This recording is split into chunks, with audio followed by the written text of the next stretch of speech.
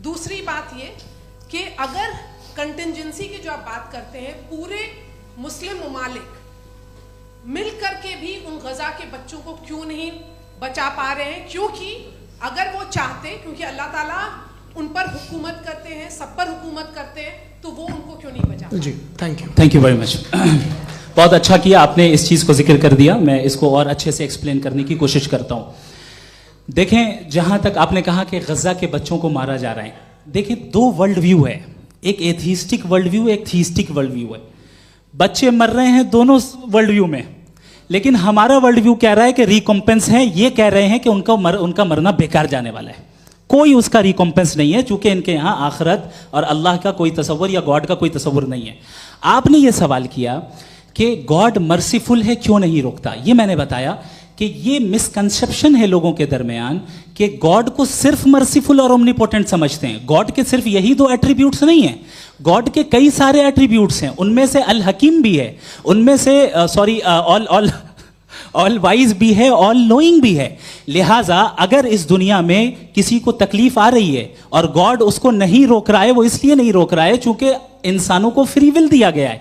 ठीक इसी तरीके से अगर एक डॉक्टर किसी छोटे बच्चे को इंजेक्शन लगा रहा है, उसे तकलीफ पहुंच रही है, उसके लिमिटेड पर्सपेक्टिव के एतबार से यह गलत हो रहा है और डॉक्टर बुरा है। लेकिन जब आप ब्रॉडर पिक्चर को देखेंगी, आपके और हमारे पास सिर्फ एक पिक्सल है, हमें इतना नजर आ रहा है कि गजा में कत्ल हो रहा है, लेकिन इसके पीछे कितना रिकॉम्पेंस उनको मिलने वाला है, पूरा पिक्चर गॉड के पास है। तो एक पिक्सल से आप पूरे पिक्चर को कभी भी जज नहीं कर सकती। आप इसमें कुछ जोड़ना चाहेंगे? आपको कुछ बोलना है इसमें? भैया आपने बहुत अच्छा जस्टिफिकेशन दिया। या आप वो जो वहाँ के प्राइम मिनिस्टर इजराइल के, उन्हें भेजिए, वो बहुत खुश होंगे। आप जस्टिफिकेशन दे देना कि अगर गॉड नहीं है तो बच्चे क्यों मर रहे हैं, आप बताएं। वो ये सवाल पूछ रहे हैं कि अगर आप ईश्वर का अस्तित्व नहीं मानते हैं तो उन बच्चों की मौत को आप कैसे इंटरप्रेट करते हैं? भाई ये दुनिया जो है, जो ताकतवर लोग होते हैं वो एक नाइंसाफी करते हैं। तो ये अच्छा काम है आपके नजदीक, तो नेचर नाइंसाफी पे मबनी है। अरे मेरे भाई, आप नेचर की कहाँ बात कर रहे हैं, तो इंसान की बात। तो फिर जब मैं इंसान की बात कर रहा था, आप नेचर की बात करने लग गए। क्रॉस एग्जामिनेशन नहीं। हाँ, अब आप मुझे बोलने नहीं देंगे तो अलग बात है, आप बोलिए, मैं मुझे कोई चीज नहीं। जी नहीं, ये क्रॉस एग्जामिनेशन बोल तो लेने दीजिए। जी बोलिए। क्या बात ये है कि ह्यूमन सोसाइटी तभी साथ में रह सकती है जब वो मोहब्बत से, एकता से, एक दूसरे के एहतराम करके रहे। इसके अलावा पॉसिबल नहीं है, अकेले तो इंसान रह ही नहीं सकता। वहाँ पर कुछ लोग हैं जो फाउल करते हैं, वो फाउल हमेशा से तारीख में होता आया है। आज ये हो रहा है, जो हो रहा है बहुत बुरा हो रहा है, बहुत जालिमाना है, बहुत जाबराना है। उसको आप कहें कि ये बच्चों को कॉम्पनसेशन मिल जाएगा या इसकी इंजेक्शन है, इंजेक्शन तो हेल्थ के लिए दिया जाता है। आप ये कह रहे हैं कि ये बच्चों की जो धज्जियां उड़ रही हैं ये इंजेक्शन है, ये टेस्ट है, ये टेस्ट है, और उस टेस्ट में उनको ऐसा रिकॉम्पेंस मिलेगा जो आपके तसव्वुर के बाहर है। ये आप 3 बरस के बच्चे को बारूद से उड़ा के टेस्ट ले रहे हैं। वाह, वो नहीं ले रहा है, खुदा नहीं उड़ा रहा है, इजराइल उड़ा रहा है। जी, ये तो उसको कंडेम करें। अगला सवाल लेते हैं प्रोफेसर पुरुषोत्तम अग्रवाल। मुफ्ती साहब, एक निवेदन आपसे है कि कम से कम थोड़ा सा माइक क्लोज एक रिलीजियस और फिलॉसफिकल कर मैं प्लीज। एक रिलीजियस और फिलोसॉफिकल ट्रेडिशन है जो ब्रह्मांड को यानी यूनिवर्स को ही अंतिम मानती है। सर्वम खलु इदम ब्रह्मम, this is Chandogya Upanishad, and it completely rules out the existence और नेसेसिटी, आपके शब्दों में necessity of a creator. The creation itself is the creator. तो एक मिनट प्लीज। दूसरा जो सवाल आपने अभी, जो आप बार बार कह रहे हैं कि भगवान विद्वान भी है, वाइज, सब जानने वाला, तो अगर विजडम में दुनिया भर के पापों और अत्याचारों को बर्दाश्त करना शामिल है, तो फिर इसका मतलब ये हुआ कि अगर मैं फ्री विल से उसको अपोज करता हूं तो ईश्वर की विजडम और मेरी फ्री विल में कॉन्ट्राडिक्शन है। Because when I am opposing whatever is happening in Gaza, then I am opposing the God's will और गॉड्स विजडम। जवाब लेते हैं क्योंकि तो गॉड की विजडम में, एक मिनट सर प्लीज सर, ये एक जुमला, गॉड की विजडम है कि गाजा में जो कुछ हो रहा है वो हो रहा है, मैं उसको अपोज कर रहा हूं, तो मैं गॉड की विजडम के खिलाफ जा रहा हूं। एक सवाल। दूसरा ये नहीं आपने दो ऑलरेडी, सर आप और सवाल कर लें, लेकिन मुझे दो जवाब दे सर, दें। पहले आपने ये कहा, सुनिए मेरी बात सुनिए। भाई इजराइल के गॉड के मुताबिक तुम्हारा ठीक हो रहा है ना? नहीं हो रहा है, ठीक नहीं हो रहा है, मैं बता रहा हूँ क्या हो रहा है। आप तशरीफ रखें, मैं बता रहा हूँ क्या हो रहा है। Let me complete please. एक सेकंड गाइस, एक सेकंड। ये देखिए ऐसा है कि ये सब बड़ा आपस में विचार विमर्श के बाद ये तय हुआ था कि कुछ नियम बना लिए जाएं ताकि एक टाइम बाउंड बातचीत चले। और भाई साहब आप बड़ा जरूरी काम कर रहे हैं, लेकिन कैमरे के फ्रेम में आके उस काम को गड़बड़ कर दे रहे हैं। ठीक है गुरु, अब मेरे को कहीं का गुस्सा कहीं निकालना था, सॉरी। नहीं कोई गुस्सा नहीं है जी। तो प्रोफेसर ने सवाल पूछे, आप उनके जवाब दें, और थोड़ा ये सब लोग थोड़ा ख्याल रखें भाई, सवाल संक्षिप्त रखें जी। आपने दो सवाल किया। सबसे पहला ये कहा कि हमारे पास ये कॉन्सेप्ट है कि ये यूनिवर्स खुद नेसेसरी बीइंग है, creation itself is the creator. How irrational is this कि मैं एग्जिस्ट करूंगा बाद में, लेकिन अभी एग्जिस्ट कर भी रहा हूं, यानी एक ही टाइम में एग्जिस्ट भी कर रहे हैं, नहीं भी कर रहे हैं। This is not true. दूसरी चीज आपने कहा कि अगर इजराइल में, सॉरी माफ कीजिएगा, Israel doesn't exist, occupied Palestine में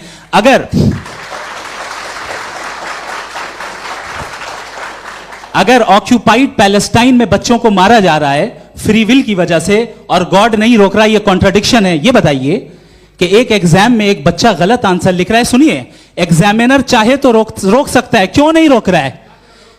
ये कॉन्ट्रडिक्शन है, ये कॉन्ट्रडिक्शन नहीं है। माइक नहीं सर, ये आपस में जी, ये क्या आपका सवाल?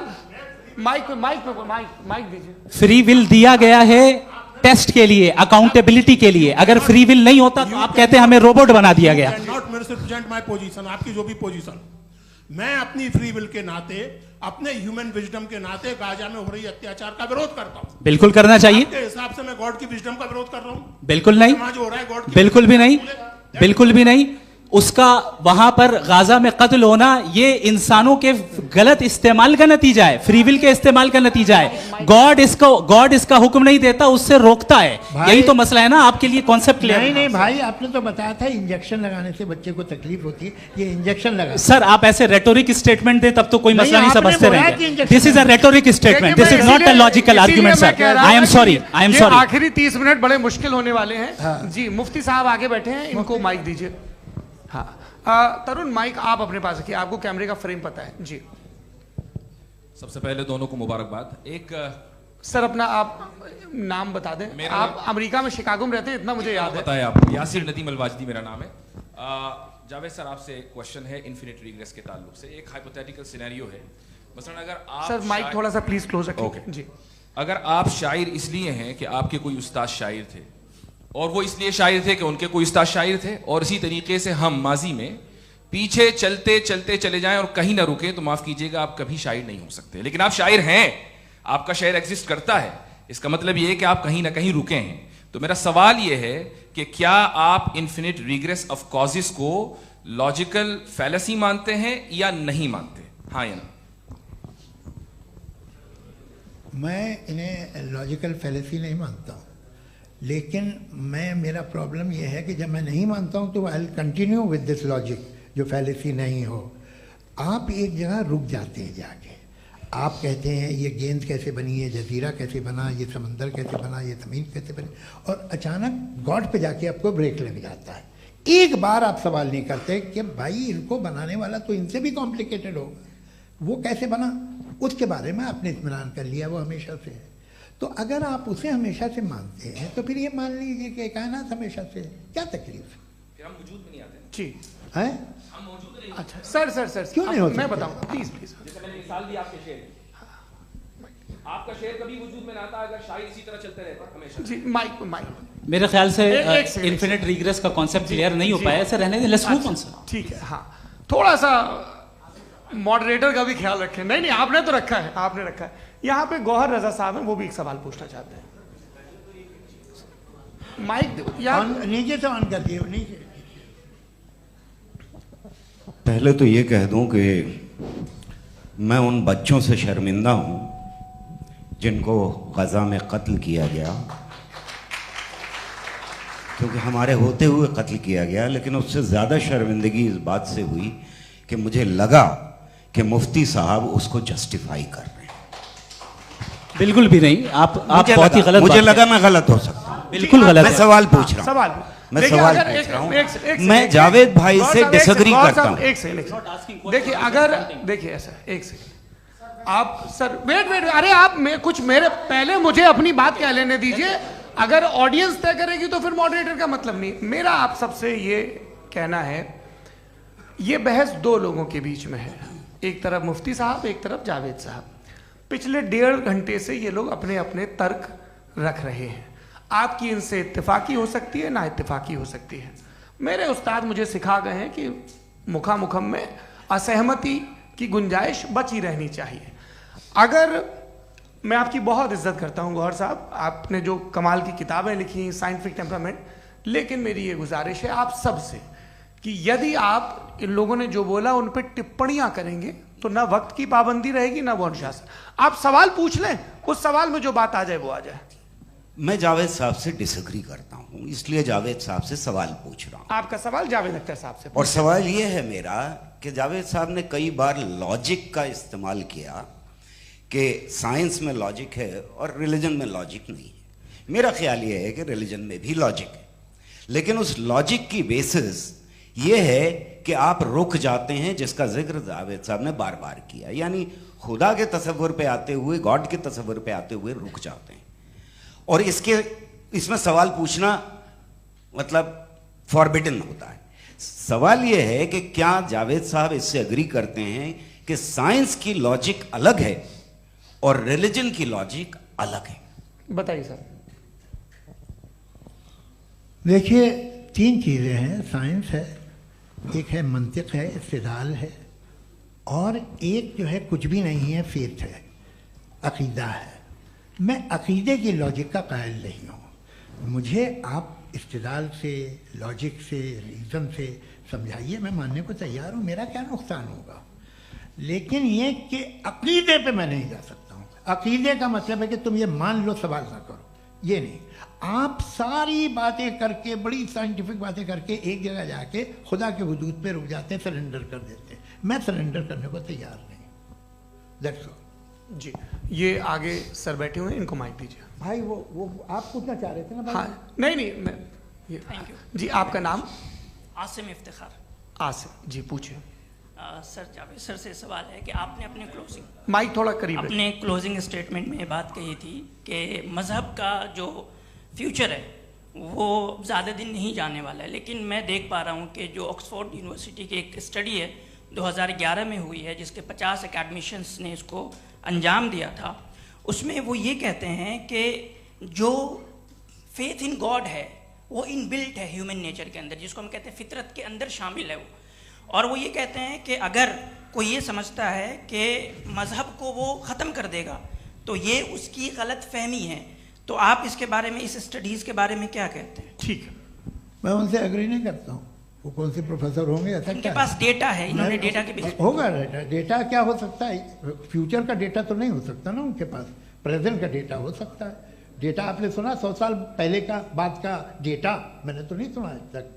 तो आज उनकी ये राय है और होगी राय, ठीक है। दुनिया में तरह तरह की राय है लोग, लेकिन मैं समझता हूँ कि वक्त के साथ इंसान ज़्यादा से ज़्यादा रीजनेबल और लॉजिकल होता जा रहा है। आज आप देखिए वेस्टर्न यूरोप में क्या परसेंटेज है नॉन बिलीवर्स की, बहुत हाई। वहाँ चर्च खाली पड़े होते हैं। तो अल्टीमेटली तो इंसान कोई ऐसी बात बहुत अरसे तक नहीं मान सकेगा, चाहे गलत या सही, जो उसे, उसके दिमाग को, उसके जहन को, उसकी लॉजिक को अपील न करे। वो कह रहे हैं तो ऑक्सफोर्ड के होंगे तो कैम्ब्रिज के होंगे, तो मुझे क्या लेना देना। उनका डेटा मुस्तकबिल का नहीं हो सकता है। जी दीपक, हाँ पूछिए। मैं आऊँगा अभी, पीछे की साइड भी आऊँगा, माइक वहीं भेजूंगा 2-3 साल के लिए। जी जावेद साहब, आपसे सवाल है। नमस्ते। अरे भाई सर, अगर आप ही लोग तय करना है तो फिर 200 लोग तय कर लें। ये सब नहीं sir, please don't do this sir. Everybody has a right sir, but we can only take selected questions. No sir, ये यंग लोग भी हैं तो इनकी ये अब उतने यंग, भाई आप यंग हैं कि नहीं है? वो कह रहे हैं वो भी यंग हैं साहब, आप उनकी नौजवानी पर दावा उनको ही करने दें। हाँ मुफ्ती साहब, आप यंग, हाँ पूछे। अरे भैया सर, मेरा सवाल ये है, कुछ इनसे भी तो पूछो। जी नहीं, बस आपसे एक सवाल है जैसे थीस्टों के पास अपने जो ईश्वर को मानते हैं उनके पास अपने सोशल गेट टुगेदर्स हैं, 5 रोज़ क्रिसमस आने वाला है, होली है, दिवाली है, ईद है। एथिस्ट क्या ऑफर कर रहे हैं? मतलब मैं इनकी दुकान से बोलूं मैं आना चाहता हूं उस तरफ, पर मैं अट्रैक्ट नहीं हो पा रहा हूं। मैं सोशल गेट टुगेदर्स क्या है आपके पास? वो ये कह रहे हैं कि जो धार्मिक लोग हैं, अलग अलग धर्म के लोग, उनके उत्सव त्योहार कॉन्ग्रेगेशन बहुत हैं। अब आपको मैं एक सुनाता हूँ, यहाँ हिस्टोरियन भी बैठे हैं। मृदुला जी आप बताइएगा सही है क्या? ये एक कॉन्स्टेंटाइन एक ग्रीक रोमन बादशाह था जो क्रिश्चियनिटी आने के 400 साल बाद उसने डिसाइड किया कि मैं क्रिश्चियन हो जाऊंगा, मेरी पूरी स्टेट कैंसिल हो जाएगी। उस ज़माने में ऐसे ही होता था, राजा जो धर्म इख्तियार करता था वो जनता भी कर लेती थी। इसलिए कि वो हो गया था बैंकक्रप्ट, और उसे जो मेडिटेरियन कोस्ट के रिच क्रिश्चियन वो थे मर्चेंट, उससे पैसा चाहिए था। तो उसने कहा यार क्रिश्चियन हो जाओ। तो उसने अपने वजीर से कहा कि भाई ये हिस्ट्री है कि अब हम लोग क्रिश्चियन हो जाते हैं। पहले सर हो जाएंगे, कोई प्रॉब्लम नहीं है, लेकिन एक प्रॉब्लम ये है कि 17 दिसंबर से 25 दिसंबर तक जो पेगन फेस्टिवल होता, जो पेगन जो फेस्टिवल होता है वो बंद हो जाएगा, इसलिए कि हम क्रिश्चियन हो गए तो होगा नहीं।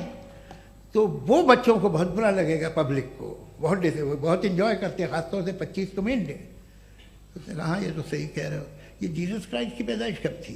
कहते साहब वो अप्रैल में थी। नहीं कट करो, वो 25 दिसंबर को है। यह हकीकत है जी। और 400 साल बाद क्रिश्चियनिटी के अप्रैल से दिसंबर ले आए, और इसलिए कि यहाँ पेगन फेस्टिवल होता था। अब मनाते हैं आप आराम से। ये जो सारे फेस्टिवल हैं ये रिलीजन से, हर एक को एक इंटरटेनमेंट डिपार्टमेंट चाहिए होता है अपनी कंपनी चलाने के लिए। तो ये रिलीजन ने, ये सेकुलर त्यौहार थे जिन्हें रिलीजन्स ने ले लिया है।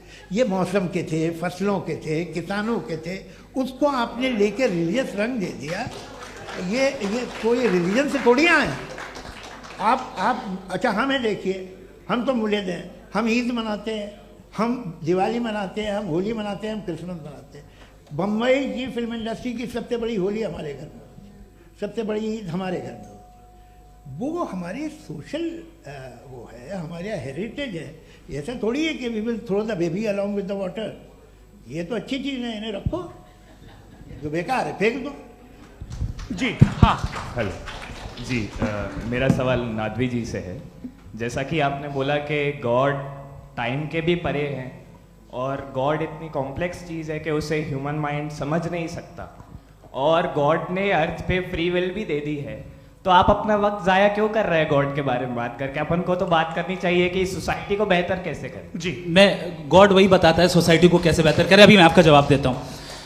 आपने कहा कि टाइम पे वो एग्जिस्ट नहीं करता, सो नहीं, मेरा सवाल ये है कि जैसा आपने बोला कि गॉड बहुत ही कॉम्प्लेक्स चीज है। मैंने कहा ही नहीं कि कॉम्प्लेक्स है, तो आपके अल्फाज हैं। कॉम्प्लेक्स का लफ्ज गॉड के लिए सुइटेबल नहीं है। क्यों? क्योंकि कॉम्प्लेक्स वो चीजें होती हैं जो ऑब्जेक्ट हो। God is not an object जिसको आप इंस्ट्रूमेंट के जरिए लेबोरेटरी में जाके टेस्ट करें, oh it's very complex. No, वो कोई कार का इंजन नहीं है। वो फिलोसॉफिकली नेसेसरी बीइंग ऐसी बीइंग है जो सिंपल बीइंग है। हाँ, आप उसको मुकम्मल तौर पे उसकी तमाम हिकमतों को जान ले और हर चीज को जान ले, ये पॉसिबल नहीं है, क्योंकि वो ऑल वाइज है, आप ऑल वाइज नहीं है, और वो खुदा है, वो आपको सारी चीजें बता दे, ये जरूरी नहीं। मेरा सवाल ये नहीं था। मेरा सवाल ये था कि जब गॉड इतना परे है इस दुनिया से कि उसने अर्थ पे फ्री विल भी दी है, हम सब ह्यूमंस की फ्री विल है, और जो सोसाइटी में हो रहा है वो अपन लोग डिसाइड करेंगे। तो अपन लोग डिसाइड नहीं करेंगे ना, अपन लोग डिसाइड नहीं करेंगे।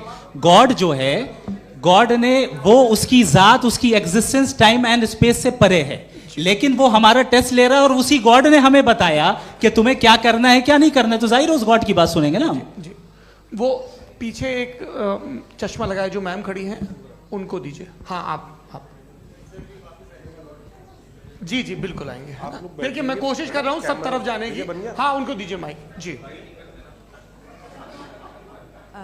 हेलो सर, मैं ओमनी प्रेजेंट नहीं हूँ, टाइम पाबंद हूँ, और जहां तक कोशिश कर सकता हूँ करूंगा। जी अपना नाम बताइए। मेरा नाम उर्सुला है, मैं दिल्ली यूनिवर्सिटी की एक स्टूडेंट हूँ, और मैं स्टूडेंट फेडरेशन ऑफ इंडिया से हूँ। मेरा सवाल मुफ्ती जी से है कि इस हॉल के इस कमरे में बैठ के हम लोग रेप की मोरालिटी के बारे में फिलोसफिकली बात तो कर सकते हैं, बट असलियत ये है कि रोजमर्रा की जिंदगी में औरतें रेप के थ्रू गुजरती हैं, और हम लोग सिर्फ नंबर्स पे इस तरह नहीं देख सकते, क्योंकि कितनी औरतें हैं इन कंट्रीज में जहां पे आप बता रहे हैं कि केसेस कम हैं, जिनका एक्सेस है कि वो जाके केस फाइल कर सकें। कितनी औरतें हैं जो जिनको काम करने की आज़ादी है उन कंट्रीज में। यूरोप में ये आज़ादी आ गई, यूरोप में ये रूल्स आ गए, तो हम आज उसके बारे में बात कर पा रहे हैं। जी, जवाब। आपने ये कहा कि कमरे में बंद होकर हम लोग इस पर फिलोसफिकली बात कर सकते हैं, लेकिन हकीकत में क्या हो रहा है, वो ग्राउंड लेवल पे क्या हो रहा है, जो बहुत गलत हो रहा है, और वो सफ़र कर रही हैं। आई अग्री, बहुत गलत हो रहा है, और जो गलत हो रहा है उसको हमें रोकना है। और क्यों रोकना है, वो गलत क्यों है? हमारे पास इसका ऑब्जेक्टिव फाउंडेशन है, इनके पास उसका ऑब्जेक्टिव फाउंडेशन नहीं है। मैं ये कहना चाह रहा हूं कि जहां पे भी जुल्म हो रहा है, जहां पे भी औरत पे जुल्म हो रहा है, या उसकी इज्जत लूटी जा रही है, या उसे तकलीफ पहुंचाई जा रही है, और सिर्फ औरत नहीं, किसी इंसान के ऊपर भी जुल्म हो रहा है, तो उसके खिलाफ खड़ा होना, ये मॉरलिटी हमारे पास गॉड के पास से आई है। वरना जावेद साहब तो कह रहे हैं कि जो है मेजॉरिटी डिसाइड करेगी, तो मेजॉरिटी तो कभी भी बदल सकती है। क्या आप ये थोड़ी सी आपको गलतफहमी है। मैं अगर मेरे जुमले से ये मदना निकला या मैंने कहा, तो ये जुमला मैं वापस लेता हूँ। ये मेरा मतलब ही नहीं था कि मेजॉरिटी डिसाइड करेगी। मेजॉरिटी डिसाइड करे तो दुनिया में बड़ी, वैसे आपने कहा था ये जुमला। अच्छा, हो सकता है, मैं मान रहा हूँ, बाद में रिकैप कर लेंगे। अरे एक सेकंड, मैं अपनी एक्सप्लेनेशन देता हूँ। मुनासिब बात यह है कि हम सब के सब दिल में जानते हैं कि क्या अच्छा है क्या बुरा है, हमें पता है अच्छी तरह से। जो लोग बुरे काम करते हैं उन्हें भी मालूम अच्छा क्या है। यही तो सवाल था हजरत कि फिर ये मोरालिटी आई कहां से? Cross examination. हाँ जी, हाँ। मोरालिटी साथ रहने की डिजायर से आई, यानी साथ रहकर जो कुछ कह दे, जो कुछ कर दे, वो हो जाएगा? नहीं, तो आप कायदे से रह ही कर सकते हैं जब तक लोगों में मोरालिटी हो, वरना क्यास हो जाएगा। ये आपको कैसे पता? जी, हमने देखा ना, जहां मोरालिटी का क्यास हो गया, हम देखते हैं। कहां पे देखते भाई? दुनिया में।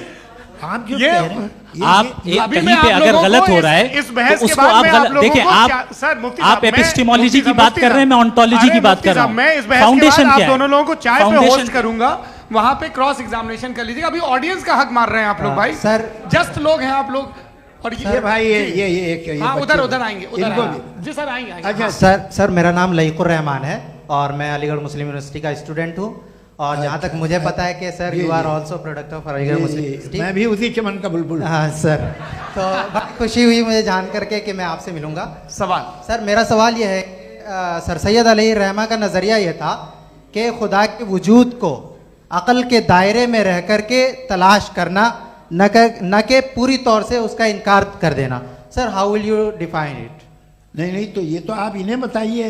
ये सवाल आपसे कि खुदा का वजूद साबित कर रहे हैं, तो सर आपने इनकार कर रखा है, इस वजह से मेरा क्वेश्चन। उन्होंने यही एक सेकंड, सर सैयद ने यही कहा ना कि अक्ल से आप खुदा के वजूद को साबित नहीं कर सकते, यही कहा ना भाई।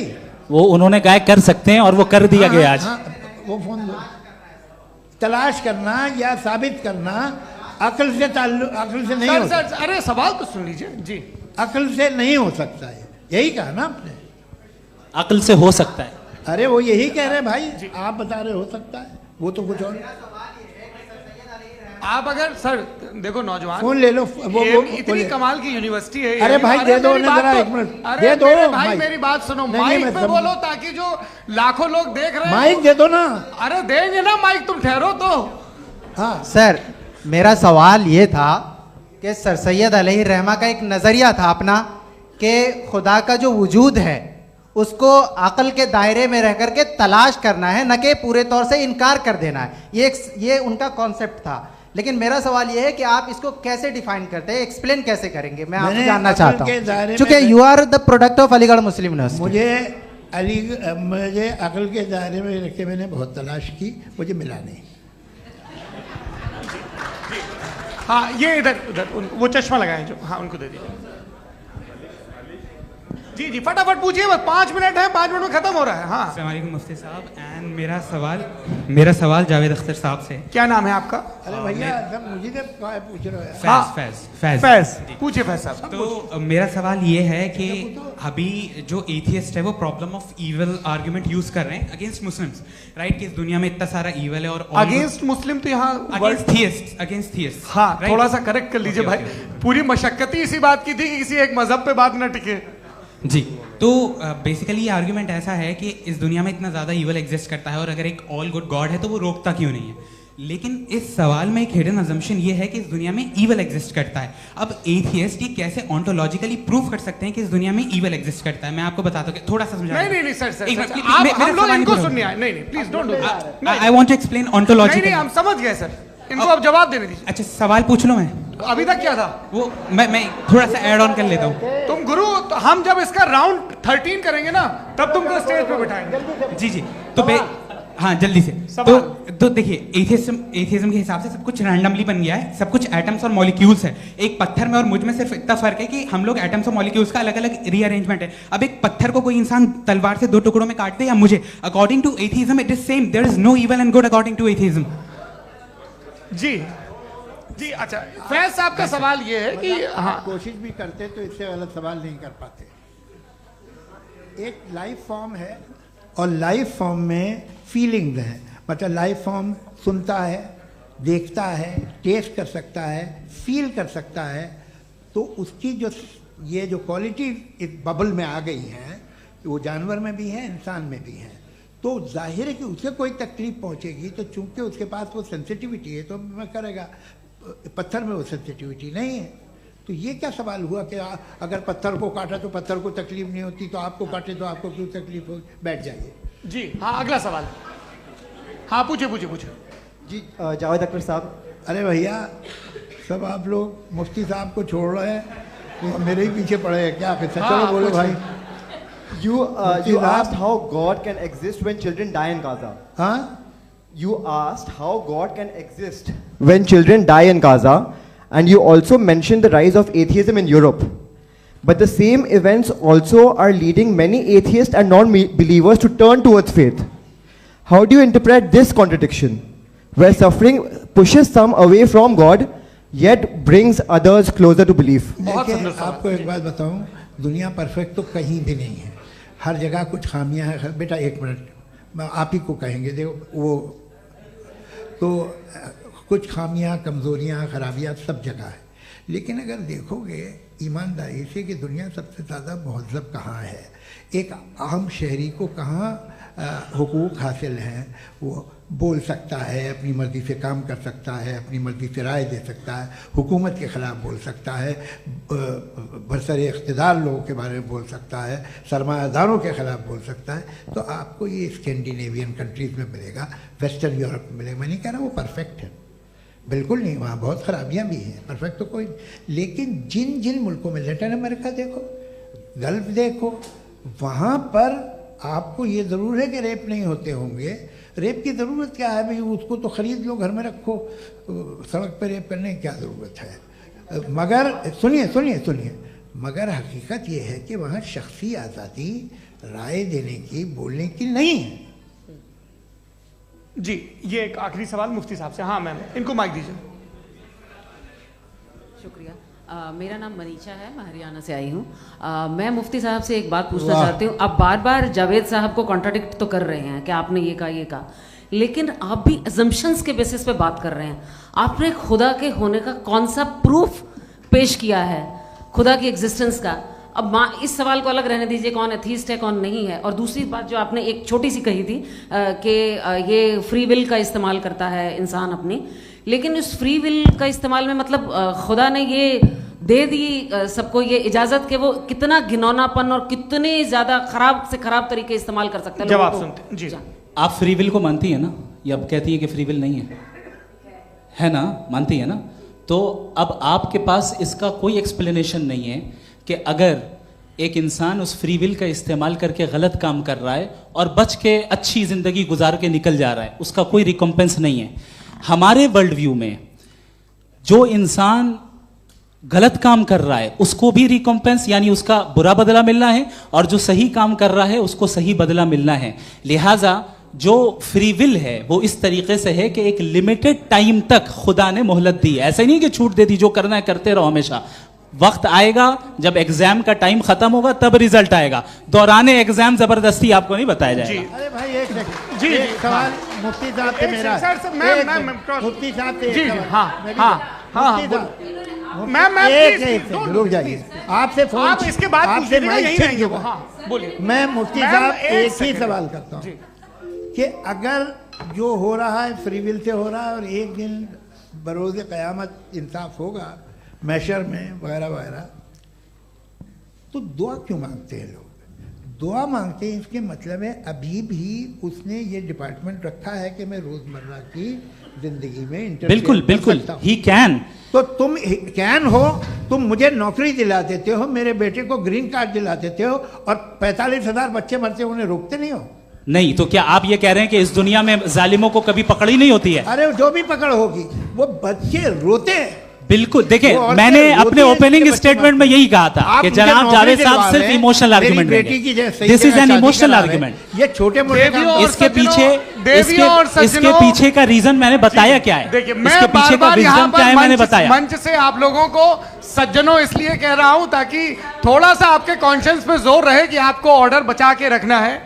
वक्त तय हुआ था, ये वक्त पूरा हुआ, आपने इतने धैर्यपूर्वक सुना, मैं आप सबका बहुत बहुत शुक्रगुजार हूं। यदि इन दोनों विद्वानों की इच्छा होगी तो कभी हम इस बातचीत का राउंड 2, राउंड 3, यही तो देखिए खूबी है इंसान की कि बहस मुबाहसे में वो पड़ा रहता है। आप लोगों ने बड़े धैर्य का परिचय दिया, बहुत बहुत शुक्रिया। इसी के साथ ये बातचीत यहाँ पे समाप्त होती है। मैं एक बात बता दूं, ये सारी बहस हो गई, अब मुफ्ती साहब और बड़े मुफ्ती साहब इन के साथ में खाना खाने वाला हूँ। अच्छा।